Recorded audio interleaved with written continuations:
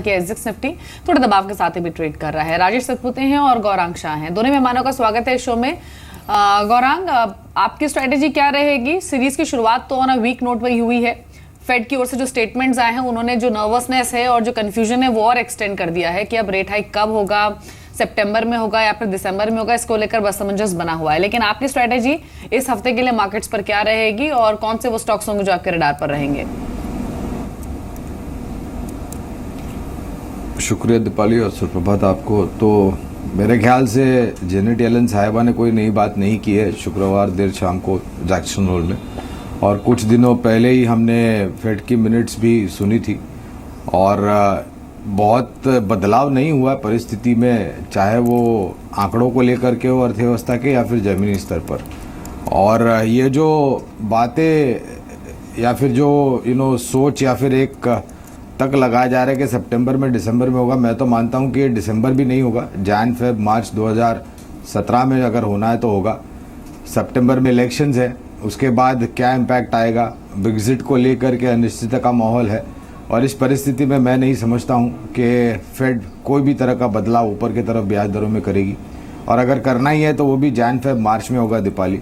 और अगर वो हो भी जाता है, सितंबर में होता है, दिसंबर में होता है या फिर जैन फेब मार्च में होता है, तो कितना होगा? 0.25 बेसिस पॉइंट होगा क्या? और इससे हमारे बाजार पर बहुत ही बड़ी भयानक परिस्थिति पैदा हो जाएगी क्या? विदेशी संस्थागत निवेशक यहाँ से पैसे निकाल करके वापस अपने देश में लेके जाएंगे? मैं नहीं मानता। और हर एक गिरावट में, जो आपका प्रश्न था, कमजोर शुरुआत है, खरीदारी का लंबी अवधि के नजरिए से मौका ढूंढते हैं हम। हमारे साथ इस वक्त टेक्निकल पर्सपेक्टिव से बात करने के लिए राजेश सतपुते भी हैं, जय ठक्कर भी हैं। राजेश, पहले आपकी राय में लास्ट वीक जो डैमेज हुआ, स्पेशली जो दो लास्ट सेशन में डैमेज हुआ और निफ्टी बैंक में जो डैमेज हुआ, इंडेक्स पे अपने क्लाइंट्स को आपको ने क्या राय दी है इस वक्त? Morning everyone. देखिए, मुझे लगता है कि निफ्टी जो है वह दायरे में ही रहेगा, और इनफैक्ट हमने पिछला जो सीरीज़ देखा वो कंटिन्यूसली हमने देखा 8500 के सपोर्ट के साथ काम हो रहा था। सामने जो इनिशियल रेजिस्टेंस था वो लग रहा था कि 9000 का रहेगा, लेकिन स्लोली एंड इवेंचुअली 8800 पे फिसल गया। इस सीरीज़ में भी मुझे लगता है कि 8540 ये जो सपोर्ट है, जो शॉर्ट टर्म सपोर्ट है, वो स्ट्रॉन्ग सपोर्ट के तौर पर काम करेगा। इनफैक्ट एक बाय ऑन डिप स्ट्रैटेजी रखे जब तक निफ्टी 8540 मेंटेन करता है। स्टॉप लॉस जो है उसे 8500 पे रखिए। मुझे लगता है 8700 8720 का जो अपर रेजिस्टेंस है, जो बैंड है, वो एक बार से फिर से रिटेस्ट होगा। रही बात बैंक निफ्टी की, तो बैंक निफ्टी में हमने देखा कि बैंक निफ्टी भी एक छोटे दायरे में ट्रेड हुआ। रफली जो पिछले एक्सपायरी हम देख रहे थे वो देख रहे थे 18500 और 19100 ऑन हायर साइड। एक कंसोलिडेशन, एक साइडवेज कंसोलिडेशन को ब्रेकआउट दिया लास्ट वीकली एक्सपायरी ने। सो ये कह सकते हैं कि 19100 के ऊपर जब तक बैंक निफ्टी टिका रहेगा तब तक बायस पॉजिटिव रहेगा। फिर से एक शॉर्ट कवरिंग रैली आएगी, मुझे लगता है 19500 का टारगेट रहेगा। So keep your stop loss somewhere near 18800 levels. जी, चलिए खबरों वाले शेयर्स देख लेते हैं जहां पर आज न्यूज फ्लो है। पहला स्टॉक रहेगा क्लेरस लाइफ साइंसेज का। दो खबरें हैं स्टॉक पर, एक अच्छी और दूसरी खराब। पहले अच्छी खबर आपको बता देते हैं, फ्लूमेज़िन इंजेक्शन के लिए एएनडीए की मंजूरी मिली है और अमेरिका में लॉन्च करने के लिए अप्रूवल मिला है।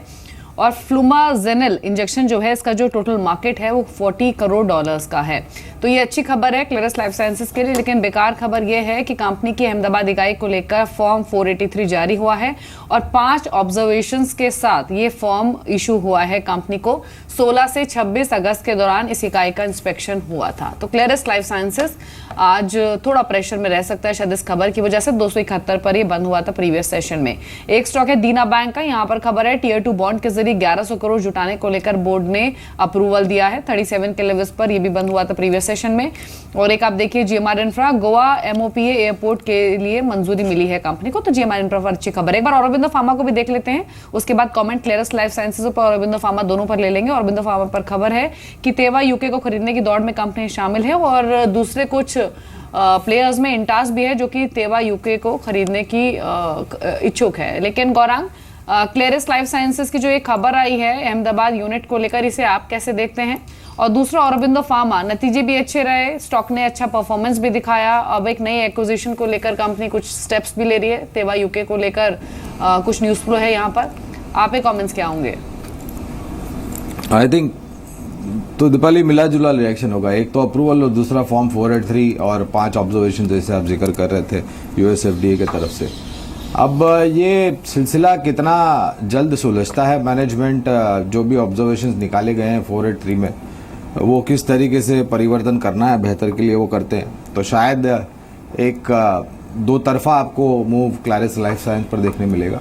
आपका प्रश्न पहले था जो मैं जवाब देना चूक गया था, कहाँ पर निवेश के मौके ढूंढते हैं हम। तो आईसीआईसीआई बैंक में खरीदारी की हमारी कवायद है और शुक्रवार को ही देर शाम बाजार बंद होने के बाद टाटा मोटर्स के नतीजे आए, वहाँ पर भी नतीजे हमारे मुताबिक थे।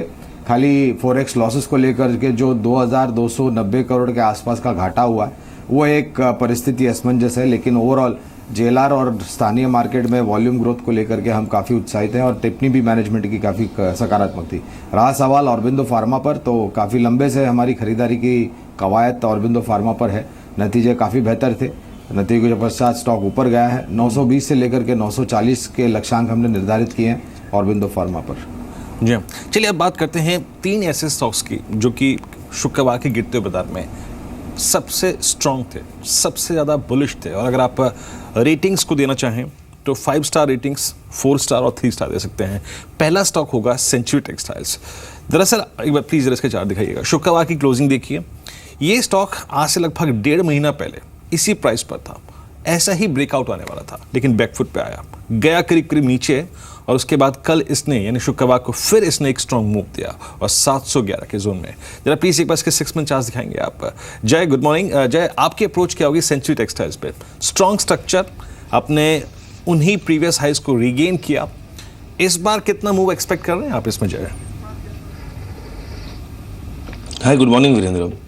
वेल, पिछले बार जब इसमें वही हाइस टच किए थे वीरेंद्र, और वहाँ से थोड़ा बहुत जो कंसोलिडेशन या तो हमें प्रॉफिट बुकिंग देखने मिला था, वो इस कारण से देखने मिला था बिकॉज एक राइजिंग वेज पैटर्न फॉर्म हुई थी वहाँ पे, और वो वेज पैटर्न के बाद कहीं ना कहीं एक कंसोलिडेशन देखने मिला। अब मेरा ये मानना है वीरेंद्र के अगर सही में ब्रेकआउट देना है और अप ट्रेंड रिज्यूम करना है इसे फ्रेश और ऑल बिल्डअप करना है मोमेंटम अपवर्ड, सो उसके प्रीवियस हाइस 725 के वो निकालने पड़ेंगे। अगर वो निकलते हैं then I think definitely long बनता है। अबाउट 725 इमीडिएट टारगेट जो बनेंगे स्टॉक में, वो 748 एंड देयर आफ्टर 780, बट 725 निकालना बहुत ही जरूरी है। आई थिंक अगर बाय करना है तो उसके ऊपर जाए तो बाय करे तो सही रहेगा। प्रॉक्टर एंड गैम्बल पर खबर है 36 रुपए प्रति शेयर के डिविडेंड की घोषणा की है, नतीजे भी आए हैं। मार्जिनल इंक्रीज कंपनी की प्रॉफिटेबिलिटी में दिखा है, मुनाफा 107 करोड़ से बढ़कर 109 करोड़ आया और बिक्री भी 557 करोड़ से बढ़कर 558 करोड़ है। तो मार्जिनल इंक्रीज कंपनी का अर्निंग्स में दिखा है, तो बहुत ज्यादा एक्शन स्टॉक में दिखे आज वैसी संभावना नहीं है, लेकिन वक्रांगी के नंबर्स अच्छे रहे हैं। जो मुनाफा है वो 86 करोड़ से बढ़कर 120 करोड़ रहा है और नेट सेल्स भी 700 करोड़ से बढ़कर 920 करोड़ रही है। स्टॉक हालांकि प्रीवियस सेशन में 1% टूटा था, लेकिन आज परफॉर्मेंस दिखा सकता है। राजेश, आपके कमेंट्स क्या है वक्रांगी पर? नतीजे अच्छे आए हैं, अगर अच्छी शुरुआत होती है आज स्टॉक की तो क्या कोई ट्रेडिंग अपॉर्चुनिटी दिख रही है आपको? देखिए, मुझे लगता है कि वक्रांगी में एक फर्स्ट ऑफ ऑल एक अच्छा हैमर बना था पिछले 8 या 9 ट्रेडिंग सेशन पहले, और इसका क्लियर कट इंडिकेशन है कि यहाँ पे जो सेलिंग है वो एब्सॉर्ब हो चुकी है, और शॉर्ट टर्म जो सपोर्ट दिखेगा वो रफली 190 के आसपास का ही है। That is nothing but it's 200 days moving average. तो मुझे लगता है 190 के ऊपर इसका बायस पॉजिटिव रहेगा।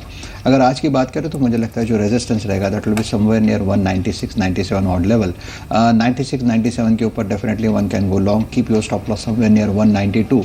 आपका जो टारगेट रहेगा दैट विल बी 208-210, सॉरी 210।